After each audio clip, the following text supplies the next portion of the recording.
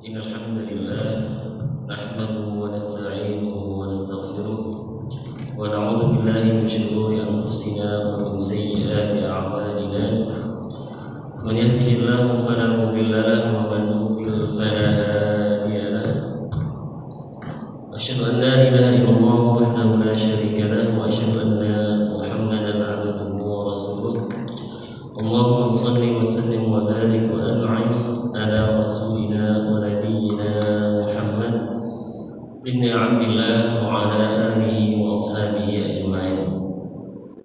Alhamdulillah, segala puji bagi Allah Subhanahu wa taala yang telah memberikan kepada kita nikmat dan juga karunia-Nya. Di antaranya Allah Subhanahu wa taala memberikan kepada kita nikmat Islam, nikmat iman, dan salah satu nikmat yang Allah Subhanahu wa taala karuniakan kepada kita adalah nikmatnya bisa hadir melaksanakan salah satu perintah Allah Subhanahu wa taala, yaitu adalah salat subuh berjamaah. Semoga sebagaimana Allah Subhanahu wa taala mengumpulkan kita pada pagi hari ini, maka seperti itu pula Allah Subhanahu wa taala akan mengumpulkan kita di surganya kelak. Amin ya rabbal alamin. Senang sekali pada pagi hari ini bisa kembali mengisi dan menyapa bapak-bapak jamaah salat Masjid Al-Hidayah di kesempatan pagi hari ini. Semoga bapak-bapak yang hadir pada pagi hari ini diberikan kesehatan dan juga keistiqomahan oleh Allah Subhanahu wa taala. Kita akan masuk kepada bab selanjutnya, yaitu adalah bab tentang taubat. Di sini Imam An-Nawawi berkata, qala ulama at-taubatu wajibatun min kulli dhanbin fa in kanat al-ma'siyatu baina al-'abdi wa baina Allah la tata'allaqu bi haqqil adami fa laha thalathatu syurut. Membahas tentang taubat, Al-Imam An-Nawawi mengatakan bahwasanya para ulama mengatakan hukum daripada bertaubat itu adalah wajib. Taubat adalah wajib. Maksud daripada wajib adalah wajib, maksudnya adalah harus dikerjakan.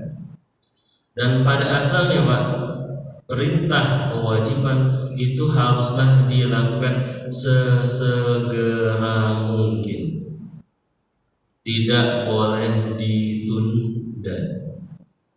Ya, namanya wajib, perintah wajib harus dilakukan, nggak boleh enggak. Tapi ada lagi poin kedua, jangan ditunda. Makanya kalau misalnya sholat harus kita lakukan, nggak boleh ditunda kecuali ada uzur. Maka lagi yang kedua, haji haruslah kita lakukan sesegera mungkin. Karena hukum wajib, hukum haji apa? Wajib. Hukum haji adalah wajib. Maka haji harus ditunaikan sesegera mungkin. Bukan boleh bahasanya, dimaafkan kalau ditunda kalau ada uzur. Maksudnya apa? Ya misalnya memang belum mampu, itu beda lagi. Atau misalnya ada sakit, maka nggak masalah untuk ditunda. Namun pada asalnya namanya yang dikatakan hukumnya wajib, maka haruslah disegerakan. Maka taubat haruslah disegerakan, tidak boleh ditunda-tunda. Hukumnya adalah harus disegerakan. Namun ternyata taubat itu dibedakan Pak, tata caranya tergantung dengan dosanya. Yang pertama, kalau misalnya dosanya atau kemaksiatannya berkaitan hanya dengan hubungan kita dengan Allah Subhanahu wa taala. Jadi dosa itu Pak, ketika kita berbuat salah, itu tergantung ada dua. Berbuat salahnya itu kepada Allah Subhanahu wa taala ataukah kepada sesama. Nah, beliau mengatakan kalau misalnya bermaksiat yang hanya hubungannya kepada Allah Subhanahu wa taala. Misal nggak sholat dengan sengaja, misal pas Ramadan kemarin puasa siang-siang misal ya Pak, atau misalnya apa lagi Pak, misalnya tidak zakat misalnya, kan itu semuanya hukumnya wajib kan, dan itu tidak ditinggalkan, harus bertobat kepada Allah Subhanahu wa taala.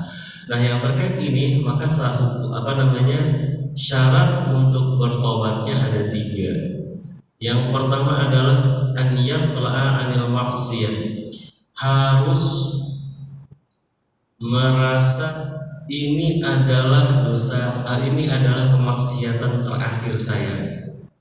Maksud dari an yatla'a artinya adalah ini adalah terakhir saya bermaksiat, udah nggak ada lagi maksiat. Saya tinggal, misalnya kebetulan ada orang yang meninggalkan sholat dengan sengaja, dia ingin bertobat, sudah ya Allah, ini adalah kemaksiatan saya yang terakhir, saya habis dari hari ini saya tidak akan meninggalkan sholat. Nah, itu mengatakan, para ulama mengatakan al-yaqla, udah ini yang terakhir kali, ini dosa yang terakhir kali, saya nggak mau lagi mengulanginya. Yang kedua Pak, an yandama ala fi'liha. Baru yang kedua adalah merasa menyesal. Udah bukan berarti aduh masih bisa tobat, alhamdulillah kemarin kagak puasa gitu juga.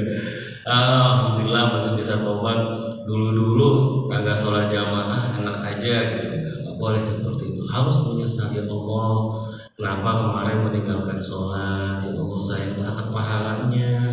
Kemudian yang kedua, ya Allah, kenapa kemarin puasanya nggak bisa full 30 hari, padahal keutamaannya besar sekali, padahal dosanya akan diampuni oleh Allah, padahal ada pintu-pintu khusus yang Allah Subhanahu wa taala jadikan bagi orang yang berpuasa. Aduh, nyesel sekali, sayang sekali, dan seterusnya.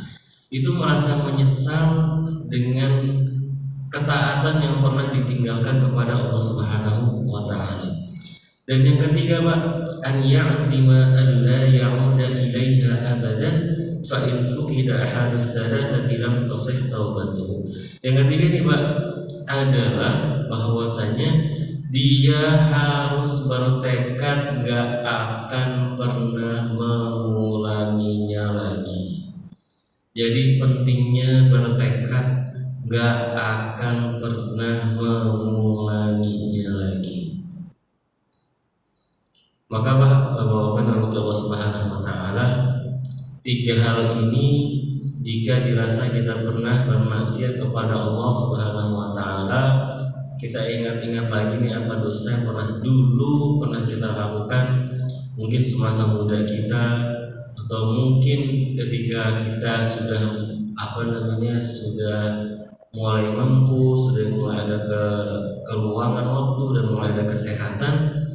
Kita ingat-ingat lagi apa kemaksiatan yang pernah kita lakukan kepada Allah Subhanahu wa taala. Jika memang ada, maka taubatnya harus memenuhi 3 syarat ini, Pak. Al-Imam Nawawi mengatakan fa in fuqida ahadus thalathati lam tasih taubatuhu.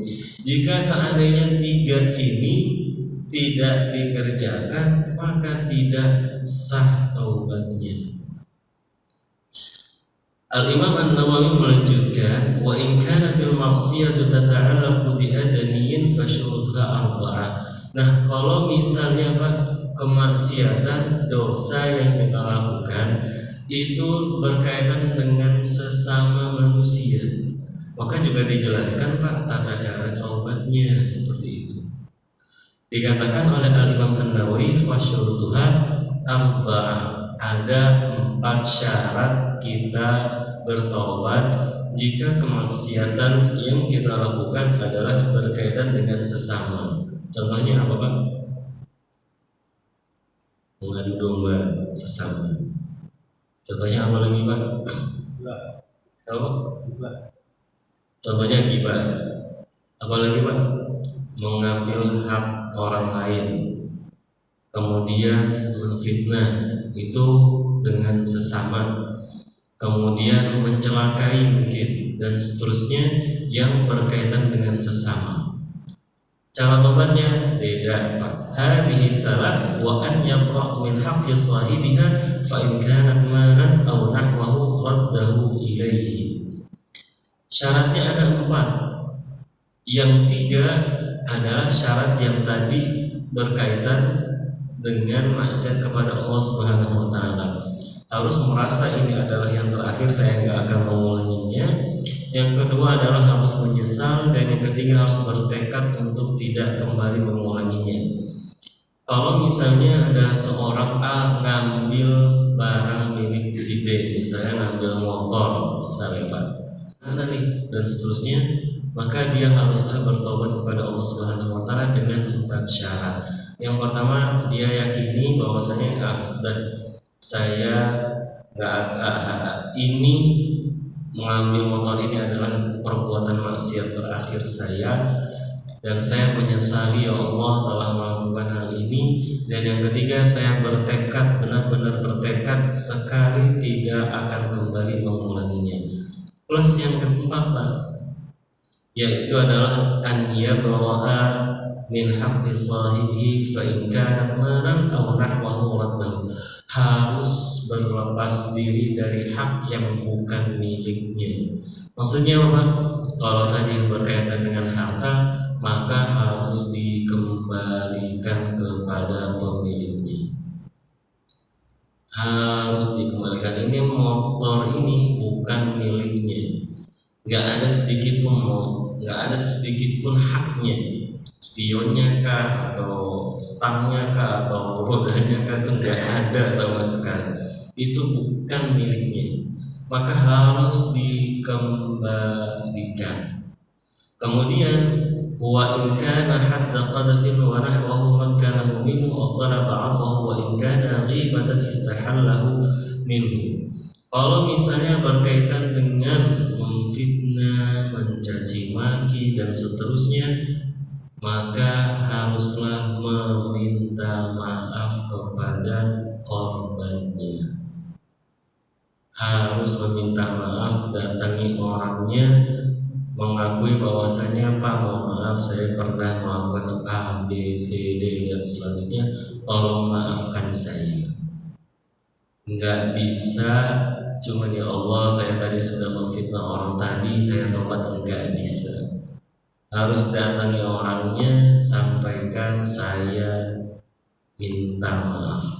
Kalau dimaafkan, ya alhamdulillah. Maka berat Pak sebenarnya. Disebutkan syarat ini bukan berarti kalau kita bermaksiat kita tahu cara taubatnya. Sebenarnya bukan itu Pak. Tanggung jawabnya itu sangat-sangat besar sekali di mata Allah Subhanahu wa taala, khususnya berkaitan dengan hak sesama. Kita nggak boleh menyakiti sesama muslim. Hak seorang muslim itu dijamin oleh Allah Subhanahu wa taala sejak kita dikandung oleh ibu kita sampai kita nanti dikuburkan. Itu sudah jelas haknya. Sampai pun kalau kita wafat itu kita harus disolatkan. Ada yang memandikan jenazah kita, itu hak yang harus kita tunaikan kepada orang lain. Hak yang Allah Subhanahu wa taala tentukan. Maka Allah Subhanahu wa taala menjaga kehormatan kita dari sejak kita di kandungan ibu kita sampai kita wafat. Maka heran kalau ada yang menyakiti sesama. Maka lihat Pak, siapa yang mau, siapa yang berani datang meminta maaf, kan malu sebenarnya. Maka jangan pernah kita berusaha berpikiran untuk menyakiti orang lain. Tahan amarah kita, tahan emosi kita, tahan, dan pastikan Pak, kita mungkin tidak diketahui orang-orang lain, tidak ada orang yang melihat kita, tapi Allah Subhanahu wa taala melihat perbuatan kita.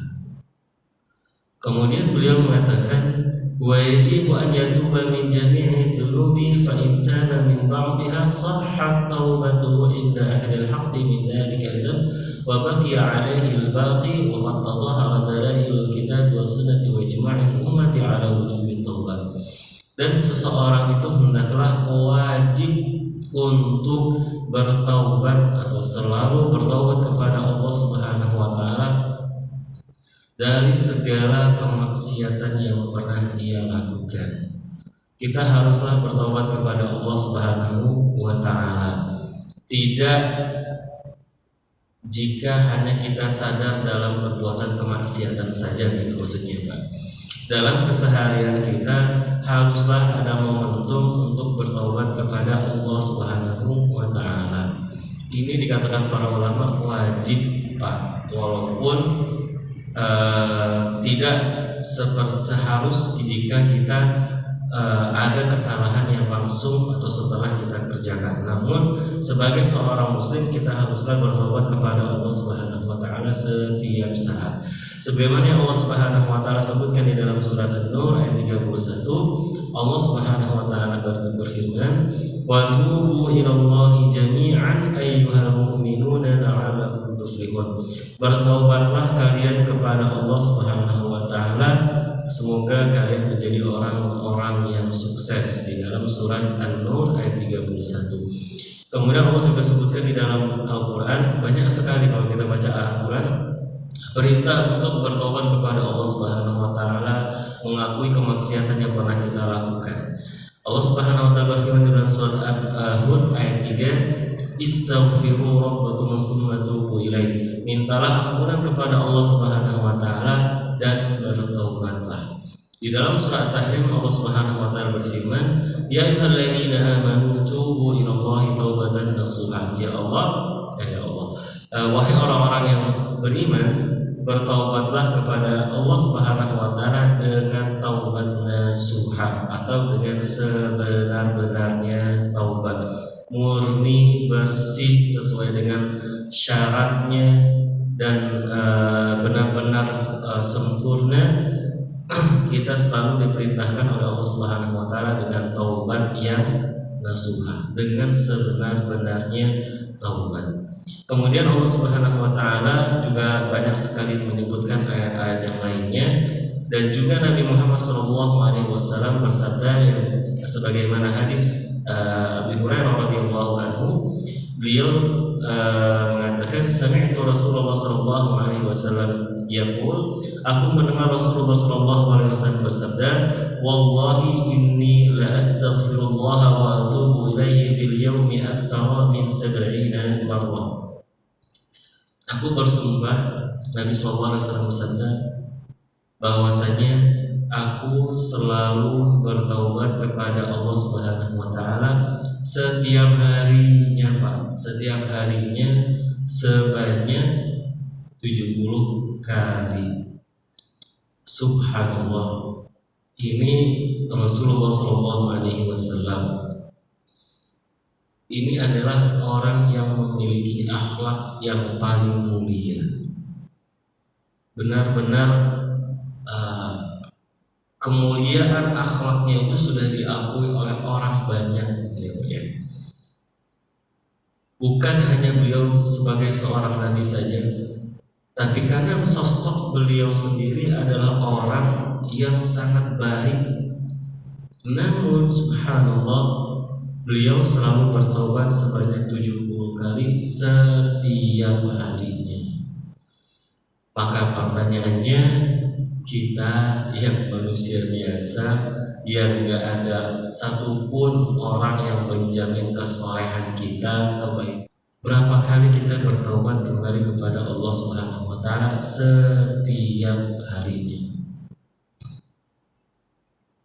Terkadang kita hanya disibukkan setiap doa kita hanyalah meminta diberikan sesuatu.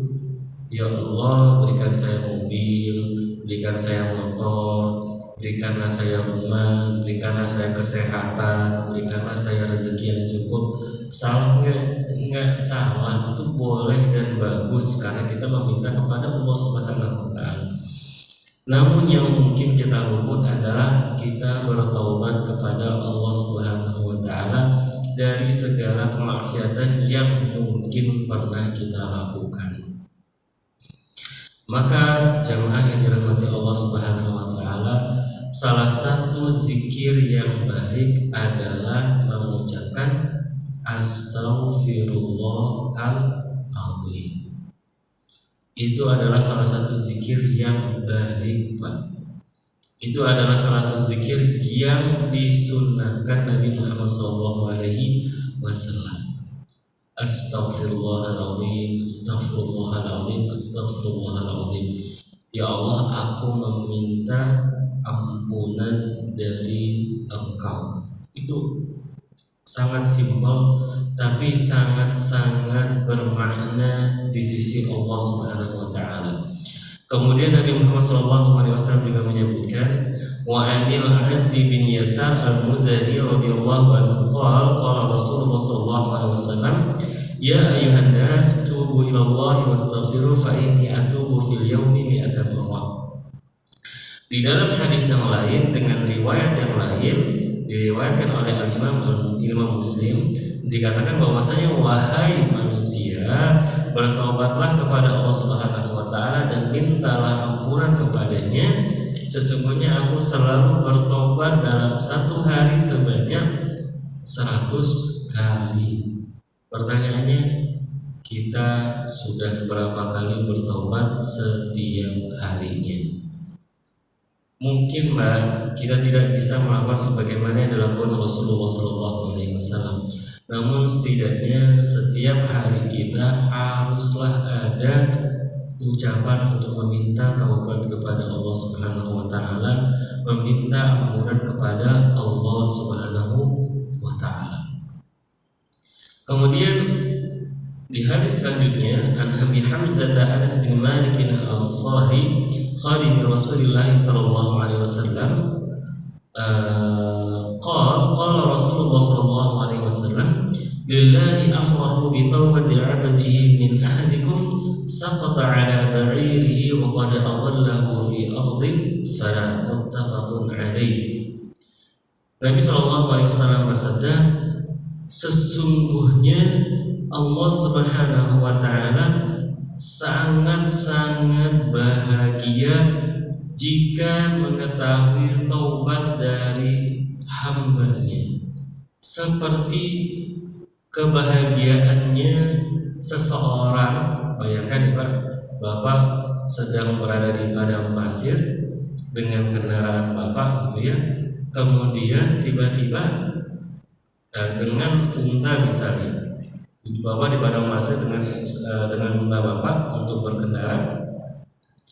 Ternyata Pak, untanya lepas di padang pasir, Pak. Perjalanan masih jauh, nggak ada orang lain, hanya Bapak saja di tengah padang pasir. Tiba-tiba Pak, untanya kembali. Rasanya kayak apa?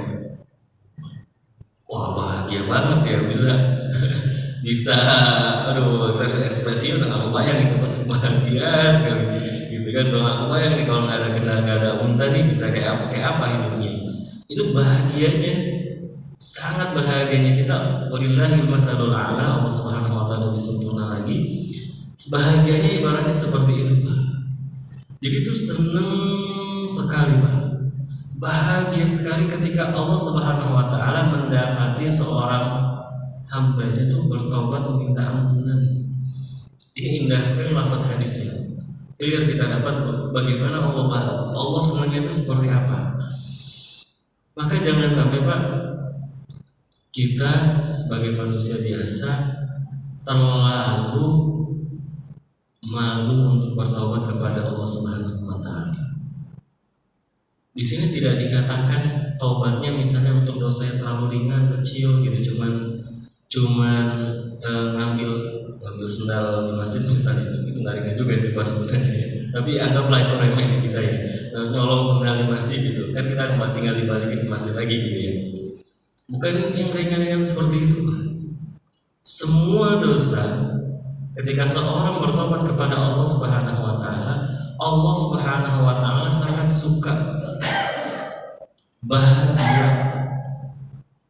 Maka siapa yang mendapatkan dirinya pernah bermaksiat kepada Allah Subhanahu wa taala, maka jangan malu-malu untuk bertobat kepada Allah Subhanahu wa taala. Allah bahagia. Jangan, saya sudah terlalu banyak maksiat pasti nggak diterima taubatnya oleh Allah. Nggak usah dipikirin soal itu. Kenapa? Karena Allah aja langsung bahagia Pak melihat taubat hambanya.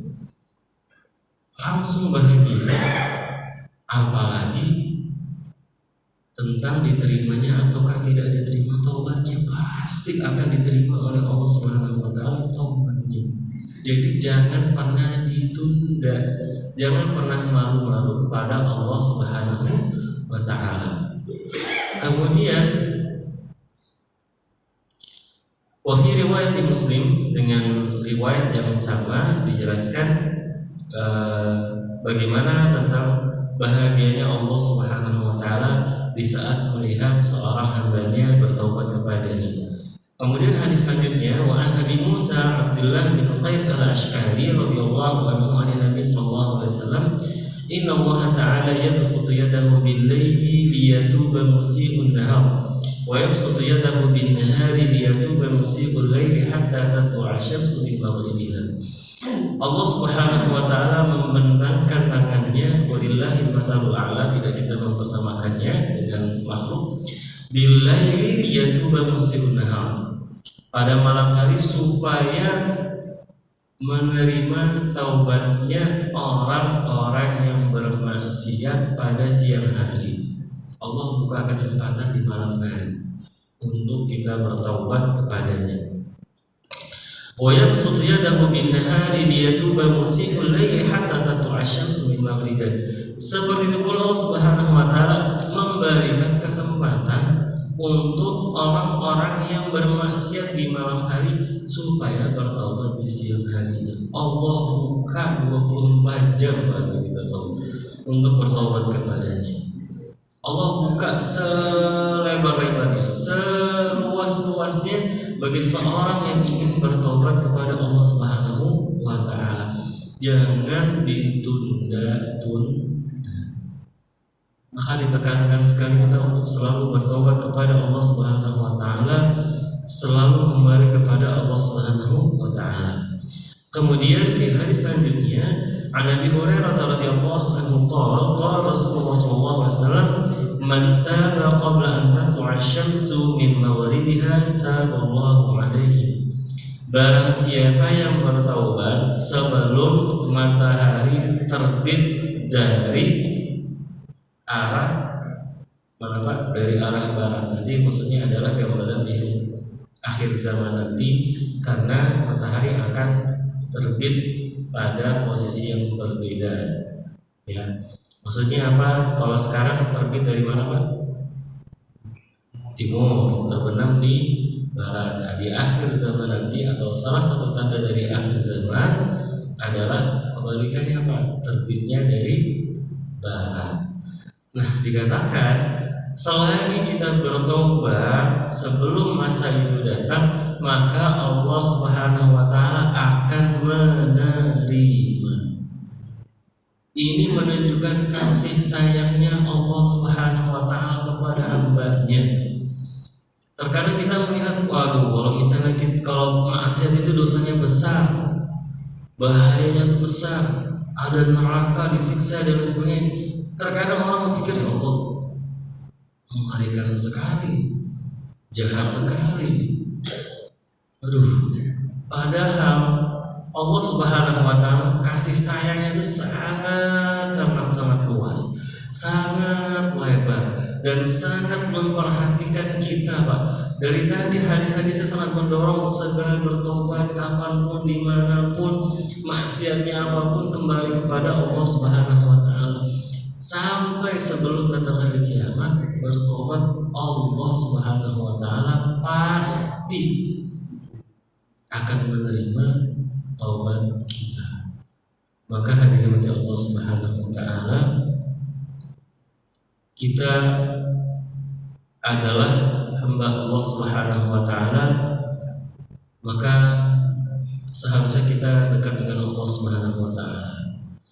Kita adalah hamba Allah Subhanahu wa taala, maka hendaklah kita selalu mengingat Allah Subhanahu wa taala. Dan di hadis selanjutnya Nabi Muhammad SAW bersabda dari hadis riwayat Abu Abdurrahman Abdullah bin Umar bin Khattab radhiyallahu anhu, beliau SAW bersabda, Innallaha azza wa jalla yaqbalu taubata 'abdi ma lam yugharghir. Apa artinya, Pak? Allah Subhanahu wa taala akan menerima taubat seseorang selama belum yugharghir. Yugharghir artinya adalah malam tablughu hulquhu. Artinya adalah di saat ruh kita, apa bahasa tepatnya, ketika kita dicabut nyawanya oleh Allah Subhanahu wa taala dan sudah ruh kita suka dicabut ya Pak, sampai tahapan di kerongkongan kita, di tenggorokan kita itu, selama belum sampai di sini nih Pak, Allah Subhanahu wa taala akan menerima taubat kita. Subhanallah ya. Ini mengingatkan kepada kita, hadirin yang Allah Subhanahu wa taala, pintu taubat akan selalu Allah Subhanahu wa taala bukakan. Tapi ada pesan selanjutnya, Pak. Malam ada kesempatan untuk bertobat, siang ada kesempatan untuk bertobat. Berarti besok ada kesempatan untuk bertobat kan? Iya ada, benar nggak salah. Tapi kan ajal nggak ada yang tahu seperti itu. Allah Subhanahu wa taala, Al-Imam Nawawi menyebutkan Allah Subhanahu wa taala sampai nanti hari kiamat Allah akan terima. Mau malam maksiat, siang bertobat, Allah terima. Pagi maksiat, siang malam bertobat, Allah terima. Maka hari ini bermaksiat, besok tobat, diterima Pak? Diterima. Sekarang bermaksiat, 1 bulan lagi bertobat, diterima? Diterima. Tapi Allah Subhanahu wa taala juga Nabi SAW juga mengingatkan, tobat akan diterima sebelum nyawa kita sampai di kerongkongan ini. Maksudnya apa Pak? Nggak ada yang tahu kapan ajal datang. Kita pun nggak tahu keadaan kita nanti, subhanallah ya. Semoga Allah Subhanahu wa taala berikan kemudahan dan keringanan ketika sakaratul maut, dan itu hal yang pasti karena Nabi SAW melewatinya Pak. Pasti kita akan melewatinya juga. Dan hadis ini tidak mengingatkan kepada kita, hadirin jemaah salat Masjid Al-Hidayah, kalau kira-kira sudah sakaratul maut maka persiapkan untuk bertobat. Kayaknya nggak ada yang kesampaian gitu ya Pak ya, karena yang dipikirkan udah sakit dan seterusnya. Poin pentingnya adalah bahwa kematian nggak ada yang tahu. Kita niat sekarang, kita niat nanti aja untuk bertobat, kita nggak tahu apakah itu kesampaian. Maka segeralah untuk bertobat kepada Allah Subhanahu wa taala selagi bisa. Kapanpun, dimanapun, kemaksiatan yang kita lakukan, kecil ataukah besar, segera bertobat kepada Allah Subhanahu wa taala. Terkadang kita remehkan yang kecil, kata Ustaz ini ada dosa kecil. Ustaz itu mengatakan Pak, ada dosa besar dan kecil, itu karena para ulama membagi dosa besar dan dosa kecil, bukan mengatakan dosa besar harus bertobat, dosa kecil nanti aja, salah Pak.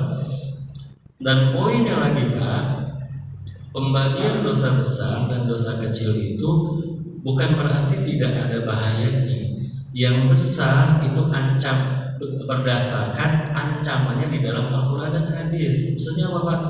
Dosa besar itu kriterianya adalah jika disebutkan ancaman langsung di dalam Al-Quran dan hadis. Contohnya, Innallaha la yaghfiru an yushraka bihi wa yaghfiru ma duna dzalika liman yasha.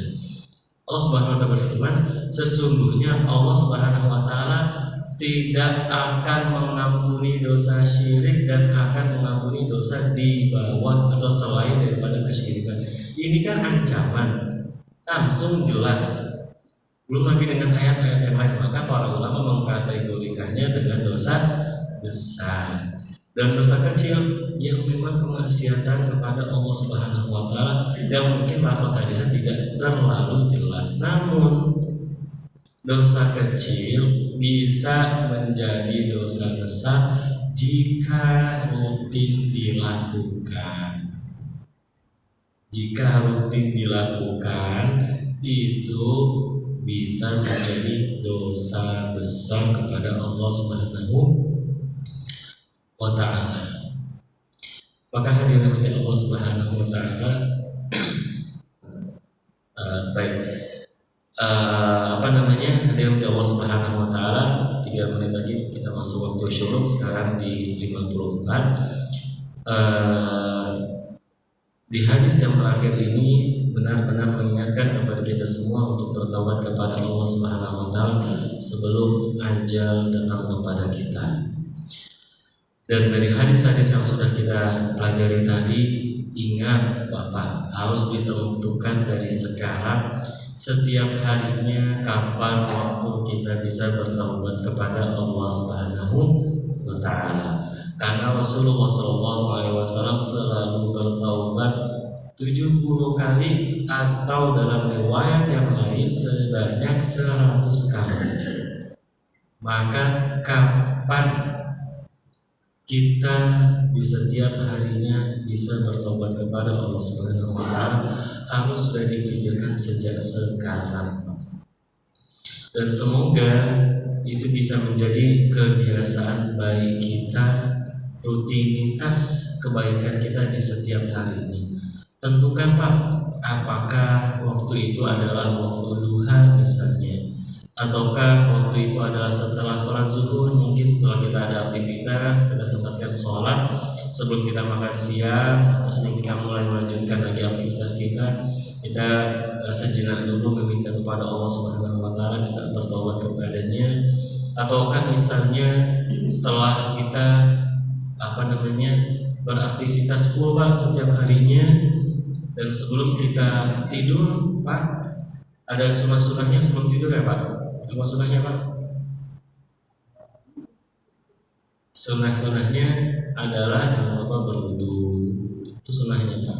Jadi sebelum tidur usahakan berwudu dulu, bisa juga dengan sholat witir ya seberapapun kalau bisa. Kemudian jangan lupa sebelum tidur sudah baca doa, ada sebuah habit bertobat kepada Allah Subhanahu wa ta'ala. Sebelum tidur kita mengingat lagi nih suatu hari ini apa kemaksiatan yang kita lakukan, ataukah pernah sengaja berbuat keburukan, sengaja menyakiti orang lain. Kita bertobat, kita mengingat, dan kita beristighfar kepada Allah Subhanahu wa ta'ala. Harapannya diterima oleh Allah Subhanahu wa ta'ala, sehingga kalau misalnya kita tidur nggak bangun lagi, aman, sudah beres, sudah bertobat kepada Allah Subhanahu wa ta'ala. Nggak Pak? Ya, karena mati itu adalah tidur itu adalah mati kecil sebenarnya. Terkadang kita tidur enak ya, pasti manusiawi, tapi tidur adalah kematian kecil sebenarnya. Dan kita hidup lagi dan kesempatan untuk bertobat kepada Allah Subhanahu wa ta'ala.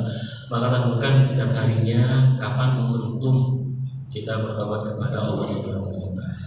Kemudian yang kedua, terbiasa untuk beristighfar. Astaghfirullahaladzim, astaghfirullahaladzim, astaghfirullahaladzim, astaghfirullahaladzim, wa atubu ilaihi, atau astaghfirullahaladzim, itu sudah cukup. Kemudian selanjutnya selalu mengingat Allah aja bahagia kalau kita taubat Pak. Jadi nggak usah takut taubat kita tidak diterima oleh Allah Subhanahu wa ta'ala, selama kita memastikan kita sudah melakukan syarat-syarat taubat yang tadi sudah kita sebutkan. Dan yang terakhir, hadirin Allah Subhanahu wa ta'ala, segeralah bertobat kepada Allah Subhanahu wa ta'ala. Allah Subhanahu wa ta'ala membuka pintu taubat seluas-luasnya. Tapi ingat, ada satu hal yang kita tidak ketahui, yaitu adalah kapan ajal datang menjemput kita. Maka selagi ada kesempatan untuk bertobat, segeralah bertobat kepada Allah Subhanahu wa ta'ala. Itulah sedikit kajian pada pagi hari ini. Maka sengaja saya tadi cukupkan supaya tidak terputus gitu ya pembahasannya. Itulah sedikit yang bisa kami sampaikan. Kurang lebihnya